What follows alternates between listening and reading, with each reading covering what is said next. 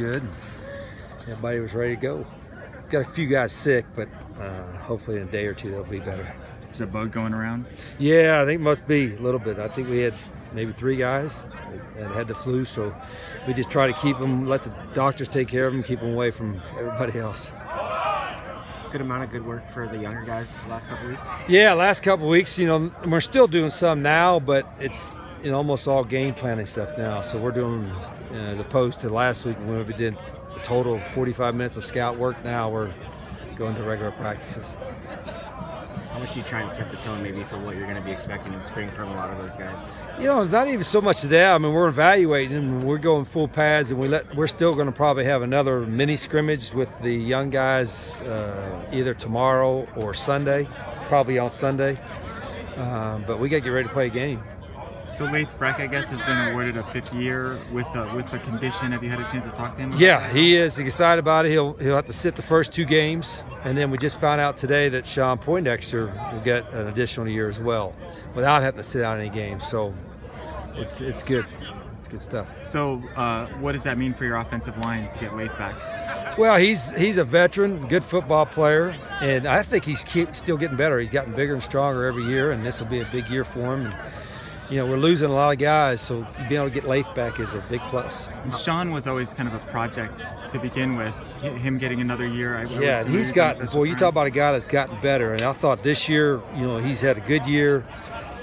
He's still learning a little bit, which sounds kind of crazy for a guy. Just had his birthday today, turned 22. But he's, I'm really excited what he can do with another year in the system.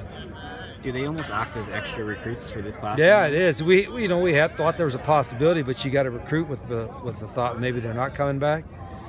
But the good thing is we want them back, and they want to be back, so that's all positive.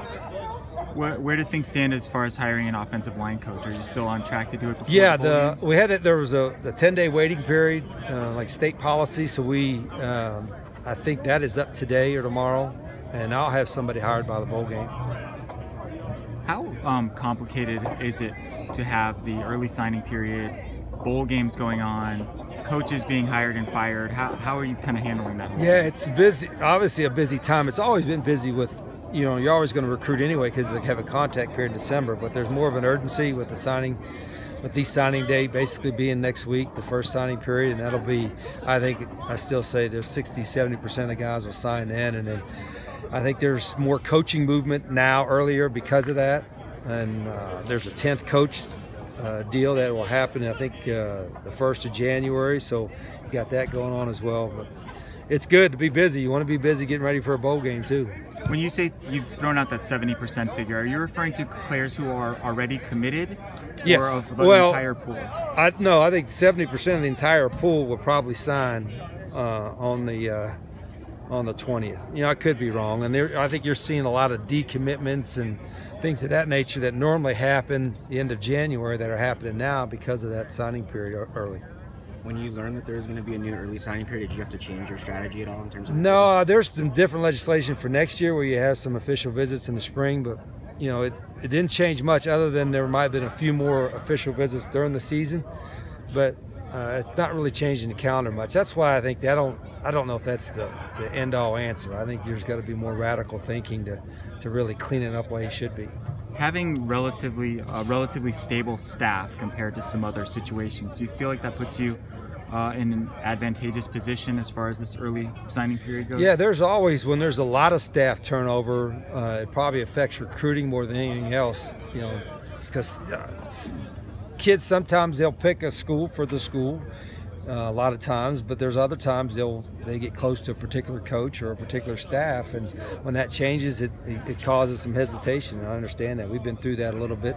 We were through a lot of it last year, and I thought we came through with a really good signing class, and I think we're going to come through with another one this year.